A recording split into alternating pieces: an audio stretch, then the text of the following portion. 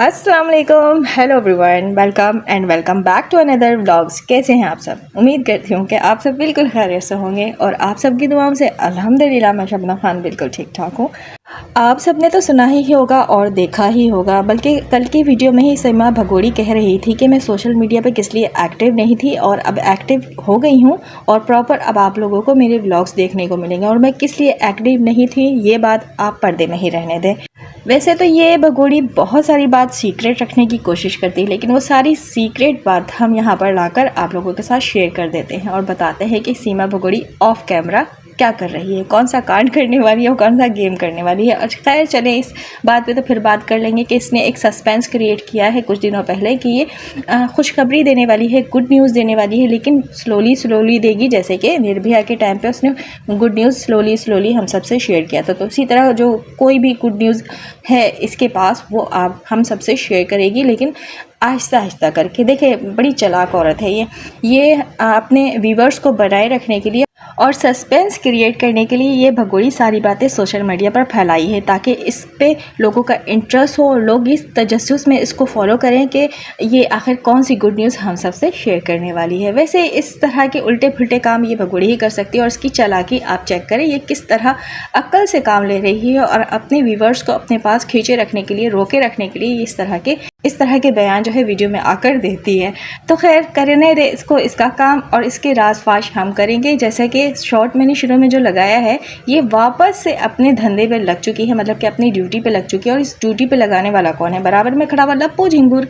मैंने बताया था आप लोगों को कि ये इतने कपड़े उतने कपड़े, ये वही कपड़े हैं ना जो मैं लेकर आया था। तो वो जो कपड़े लेकर आता है इस भगोड़ी के ठुमकों के ही पैसों के तो होते हैं। जैसे कि मैंने बताया है कि जब ये ठुमके लगाती है फिर डॉलर कमाती है और डॉलर कमाती है तो लप्पू झिंगुर उस डॉलर को इस तरह इस्तेमाल करता है। लेकिन आज तक 2 सालों में ये खुद से मेहनत करके उन 4 बच्चों को ना खिलाया है और ना ही इस भगोड़ी को कपड़े एक जोड़ा भी पहनाया। यहाँ तक कि उसके पैर के चप्पल भी जो लाता है ना, वो सीमा भगोड़ी के मेहनत के पैसे होते हैं, मतलब कि यही ठुमके के पैसे होते हैं।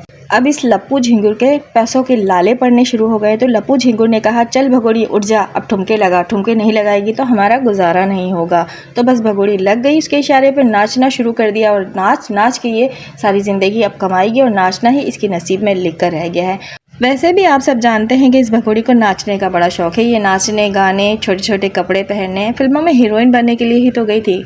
अफसोस तो इस बात का है कि ये फिल्मों की हीरोइन तो नहीं बनी, लेकिन लप्पू झिंगुर की हीरोइन ज़रूर बन गई है और मुसलसल अब ठुमके लगा रही है। इसके नसीब में यही ठुमके लिखे हैं और ये कहती है ना कि इसके कर्म इतने अच्छे हैं इसलिए इसको इतनी अच्छी लाइफ मिली है, ये खुश है। मतलब कर्म पे ही सबको लाइफ मिलती है और उसके कर्म के हिसाब से ही उसको सज़ा और ये जज़ा की बात कर रही थी।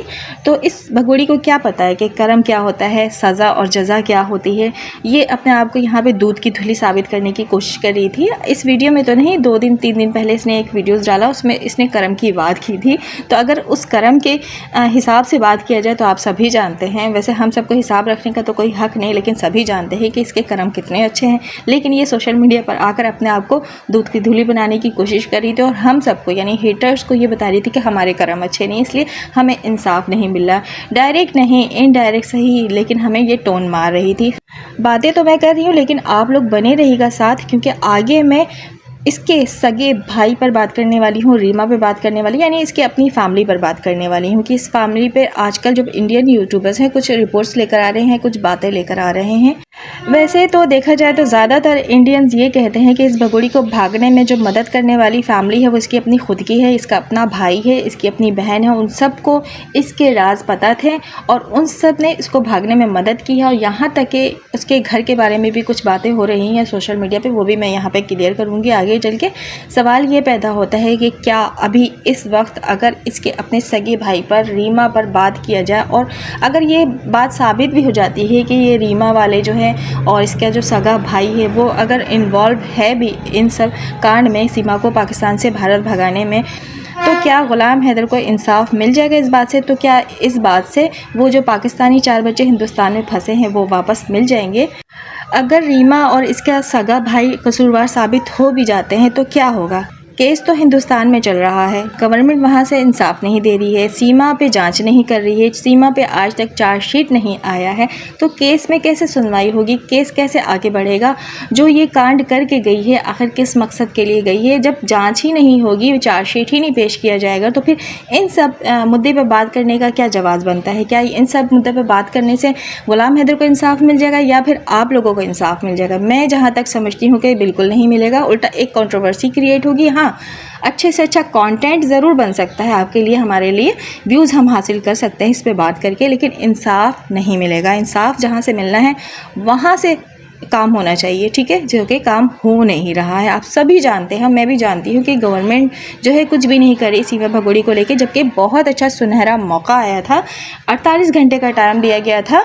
अगर उस वक्त गवर्नमेंट इसको उठाकर पाकिस्तान फेंक देती तो ना आप परेशान होते ना हम परेशान होते। अगर पाकिस्तान नहीं भी फेंकती तो इस पे जांच होती, इस पे चार्जशीट फाइल किया जाता, इस पे आगे कार्रवाई होती, तो शायद जो रिपोर्ट्स आप लोग यहाँ पे कलेक्ट कर रहे हैं इसके अपनी फैमिली को लेके, इसके अपने सगे भाई को लेके, तो इसकी जांच करने के बाद ये रिपोर्ट सामने आती कि आया कि इसको सपोर्ट करने वाला कौन था, इसके पीछे ये किस तरह हिंदुस्तान आकर बैठ गई, कुछ तो निकल कर आता ना, कोई तो सबूत हाथ लगता। और अगर इस तरह के सबूत हैं भी और सामने नहीं आ रहे हैं तो सब समझ सकते हैं कि सामने क्यों नहीं आ रहे, इसको सपोर्ट किसका हासिल है, ये भी आप सब अच्छे से जानते हैं। तो देखिए, इंडियन गवर्नमेंट जो इसको सपोर्ट कर रही है, जो भी बड़ा पर्सन इस सीमा को सपोर्ट कर रहा है, जो कि आज तक वहाँ पे इसका कोई बाल भी बाका नहीं कर सका, तो यकीनन इंडिया के रहने वाले लोगों को ये बात भी पता होगी कि इसका सहूलतकार कौन था। तो देखिए, मैं जहाँ तक समझ रही हूँ कि जो पर्सन इसको सपोर्ट कर रहा है, मतलब कोई बड़ा ही पर्सन है ना, गवर्नमेंट का एक है, इसको सहूलत हासिल है कि गवर्नमेंट इसको सपोर्ट करी, जब भी तो आज तक ये हिंदुस्तान में आप लोगों के सरों पे तांडव करी, तो ये बात भी पता होगी कि सहूलतकार कौन था। सहूलतकार जैसे कि आप लोग बता रहे हैं कि इसकी अपनी फैमिली थी, इसका अपना सगा भाई था, रीमा वाले थे, तो फिर उन पर जांच क्यों नहीं हो रही है। सीमा पे जांच हो, इसको जेल भेजा जाए, इस पर कार्रवाई हो, ये कोर्ट तो आज तक गई नहीं है, तो बेकार है इन सब पे बात करना। अब ये जो इसकी अपनी फैमिली, वो तो पाकिस्तान में बैठी हुई, लेकिन सीमा भगोड़ी जहाँ पे कांड करके बैठी हुई है, जब उसको सज़ा नहीं हुई तो फिर हम इसकी रीमा पे और इसके सगे भाई पे बात करके क्या उखाड़ लेंगे। इसका कुछ भी नहीं, सिवाय कंट्रोवर्सी के, सिवाय इसकी फैमिली को और बदनाम करने के और कुछ नहीं कर सकते हैं। और वो फैमिली वैसे भी सोशल मीडिया पे आना नहीं चाहती है। हाँ, अगर हम इस पे ज़्यादा बात करते हैं और कुछ गंद भला उछालते हैं तो हो सकता है कि आज जो सोशल मीडिया पे रीमा आ रही है, कल आना बंद कर दे और सोशल मीडिया से टोटली गायब हो जाए, फिर हम इसको ढूंढेंगे तो कहीं ये नज़र भी नहीं आएगी। तो थोड़ा सा आप लोग तहम्मुल से काम लें कि इस तरह इल्ज़ाम लगाना या हम सीधा उस पर डायरेक्ट उंगली उठाना अच्छी बात नहीं है। जबकि अगर जांच किया जाए सीमा पे तो ज़रूर 100% मैं कहती हूँ कि कोई तो रिज़ल्ट निकल कर आएगा, वो चाहे रीमा इसमें कसूरवार हो, वो चाहे इसका अपना सगा भाई क्यों ना कसूरवार हो, या फिर उसका अपना चचा क्यों ना कसूरवार हो। जांच लेकिन होनी चाहिए, इस पर तहकीकात लेकिन होनी चाहिए। हम नहीं कहते हैं कि नहीं होनी चाहिए, ये कसूरवार नहीं है, हो सकता है कि कसूरवार हो, लेकिन मेरे आपके कहने से इंसाफ नहीं मिलेगा। 4 बच्चे पाकिस्तान नहीं आएंगे और सीमा जेल नहीं जाएगी, ठीक है ना। जाँच जहाँ से स्टार्ट होनी चाहिए वहाँ से तो अब तक नहीं हुआ, चार्जशीट अभी तक फाइल नहीं किया गया है।